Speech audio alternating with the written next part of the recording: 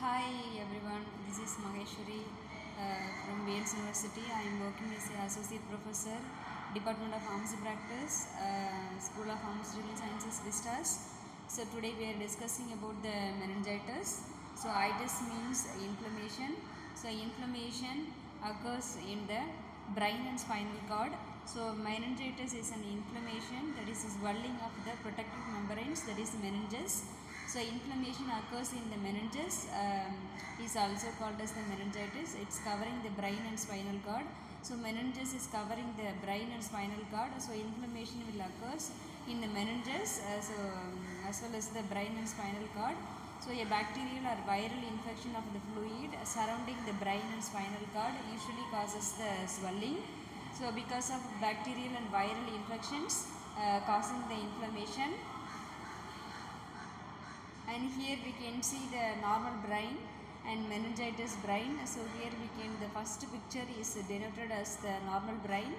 So in the second picture is having the meningitis, that is the inflammation of the meninges. So coming to the etiology, so in the etiology the common cause is Neisseria meningitidis. It is the causative organism for meningitis. This is the common cause for the meningitis. So in children 1 month to 12 months, children are mostly affected by this type of bacterial infections. And Streptococcus pneumoniae and Haemophilus influenza type B bacteria also causes the meningitis. So it's the less common pathogens like Pseudomonas aeruginosa and Staphylococcus aureus, then Coagulase negative Staphylococci, Salmonella species and Neisseria monocytogenes. So these are the bacteria is responsible for causing the meningitis. So here we can see the Neisseria meningitidis. It is the 90% of the children are getting this type of infection. That means this is the cause for the meningitis. So it is the gram-negative, non-motile, non-sporing Diplococcus. So it contains capsular antigens like A, B, C, X, Y and W135. It's responsible for immune complex formation. So it produces the endotoxin responsible for circulatory collapse. So incubation period is 3 to 4 days and 10 days is the average for the incubation period. So virus also is one of the cause for meningitis. So viral causes like viral meningitis comprises the most aseptic meningitis symptoms. So a viral agents for aseptic meningitis includes the following: enterovirus, that is the poliovirus and echovirus, then herpes virus 1, 2 and varicella zoster, then paramyxovirus, mumps and measles, then togavirus, that is rubella, and rhabdovirus, rabies, and retrovirus, HIV. So these are the viruses also can causing the meningitis. So fungus also can causing the meningitis. So the fungus it's the rare in healthy people, but it's the higher risk in those who have AIDS and other forms of immunodeficiency or immunosuppressants. So the most common agents are Cryptococcus neoformans, Candida and H. capsulatum. So these are the fungal cause for the meningitis. So coming to the acute bacterial meningitis. So acute bacterial meningitis is one of the most potentially serious infection occurring in infants and older children. So the incidence of bacterial meningitis is sufficiently high in febrile infants. So coming to the epidemiology, so the major risk factor for meningitis, lack of immunity to specific pathogens associated with the young age. Then additional risk like recent colonization with pathogenic bacteria, close contact with the household daycare centers with the individuals having the invasive disease caused by the Neisseria meningitidis and H. influenzae type B, and crowding and poverty. So these are the reasons for the patients are getting these are the additional risk for the patients. And mode of transmission, probably the persons to person contact through the respiratory tract secretions or droplet. So through the droplet nuclei, it's a bacteria is spreading one person to another person, it's causing the meningitis. Then pathogenesis, the bacterial meningitis most commonly results from the hemotogenous dissemination of microorganisms. From a distant site of infection, bacteria usually precedes the meningitis or occurs concomitantly. So the usual source of bacteremia, so bacterial colonization of nasopharynx with potentially the pathogenic microorganisms. So coming to the clinical manifestations, the common presentation is the sudden onset, rapidly progressive manifestations of the shock, purpura, that is occurs when small blood vessels leak the blood under the skin, then disseminated intravascular coagulations, then reduced levels of consciousness resulting in the progression to coma or death within 24 hours. Then meningitis is preceded by several days of the fever accompanied by upper respiratory tract or gastrointestinal symptoms, followed by the non-specific signs of CNS infection such as increasing lethargy and irritability. So most of the children are getting fever, neck pain, body pain, and the inflammations and irritability and lethargy. So these are the common clinical manifestations for meningitis. So these are the signs and symptoms for the meningitis: fever, anoxia, poor feeding, headache, symptoms of upper respiratory tract infections, myalgias, arthralgias, tachycardia, hypotension, and various cutaneous signs such as petechiae, purpura, or erythematous macular rashes for the children. So here we can see the pictures denoted as the symptoms for the meningitis. So the meningeal irritation is manifested as the nucleal rigidity. So impaired neck flexation resulting from the muscle spasm of the extensor muscles of the neck, usually attributed to the meningeal irritation and back pain. So here we can see the testing of meningeal irritation, neck rigidity, and testing for meningeal irritation, that is Kenning's test. So here we can see the meningococcal septicemia with the purpuric skin, rash with the head and retraction suggestive of the meningitis. Then alterations of mental status are common among the patients with the meningitis and may be the cerebritis or hypotension, and manifestations include the irritability, lethargy, and coma.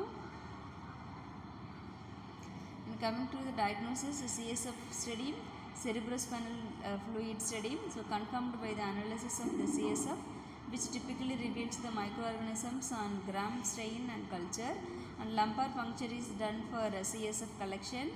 Then contra indications for the immediate lumbar puncture include the evidence of hypertension. Then in patients with whom positioning for the lumbar puncture would further compromise the cardiopulmonary function and infection of the skin overlying in the site of the lumbar puncture. So this is the procedure for lumbar puncture. This is the position. So they have to take out the cerebrospinal fluid, then they can do the test. And the CSF leukocyte count in bacterial meningitis is usually elevated, more than 1000 mm³, and typically there is a neutrophilic predominance, 75 to 90% of the cases, and the turbid CSF is present when the CSF leukocyte count exceeds 200 to 400 per mm³, and viral or bacterial meningitis have the less than 5 leukocytes per mm³ in the CSF. So this is the CSF findings in the CNS infections: bacterial meningitis, viral encephalitis, TB meningitis, and brain abscesses. So these are the pressures for the infections: leukocytes counts, protein and glucose level. And this is the cerebrospinal fluid findings in central nervous system infections. There is bacterial meningitis, viral meningitis, fungal meningitis, tuberculosis meningitis, and brain abscesses. And coming to the blood cultures, so blood cultures reveals the responsible bacteria in up to 80 to 90% of the cases of meningitis. And elevations of C-reactive protein, erythrocyte sedimentation rate, and procalcitonin have been used to differentiate the bacterial from the viral causes of meningitis. Then CT scan, cranial computed tomography is the limited use in acute bacterial meningitis. So coming to the treatment, so a child with a rapidly progressing the disease of less than 24 hours duration should receive the antibiotics as soon as possible after the lumbar puncture is performed. So if there is a signs or focal neurological findings, antibiotics should be given without performing the lumbar puncture and before obtaining the CT scan. So first the patients should start with the antibiotics, and the initial empirical therapy, vancomycin 60 mg per kg per 24 hours given every 6 hours. And because of the efficacy of third generation cephalosporins, the therapy of meningitis caused by the sensitive S. pneumoniae and N. meningitis and H. influenza type B. So the cephalosporin antibiotics is given cefotaxime 300 mg per kg per 24 hours given every 6 hours, and ceftriaxone 100 mg per kg per 24 hours administered once per day, or 50 mg per kg per dose given every 12 hours. So patients allergic to beta-lactam antibiotics and less than 1 MO of the age can be treated with chloramphenicol 100 mg per kg per 24 hours given every 6 hours. So another option for patients with allergy to beta-lactam antibiotics is combination of vancomycin and rifampin. Then corticosteroids also given because of inflammation. The corticosteroids are given. So use of intravenous dextromethasone 0.15 mg per kg per dose given every 6 hours for 2 days. So in the treatment of children older than 6 weeks with acute bacterial meningitis caused by H. influenza type B, and among the children with meningitis caused by H. influenza type B, so corticosteroids is the recipients have a shorter duration of fever, inflammation is reduced, and lower CSF protein and lactate levels, and the reduction in sensorial hearing loss. So coming to the complications, so during the treatment of meningitis, acute CNS complications can include the seizure, cranial nerve palsies and stroke, and subdural effusions are especially common in infants, and prolonged fever more than 10 days is noted is approximately 10% of the patients, and prolonged fever is usually caused by intercurrent viral infection and nosocomial or secondary bacterial infections.